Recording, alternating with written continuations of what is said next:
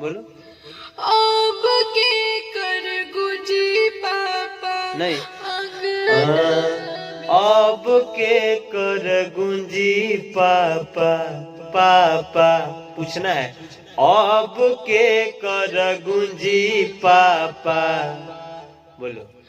अब के कर गुजी पापा अंगना में शोर हो।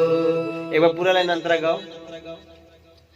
पल भर में टूट गई नैया के डोर हो। अब के कर गुजी पापा अंगना में सुर हो। आगे का क्रॉस लाइन।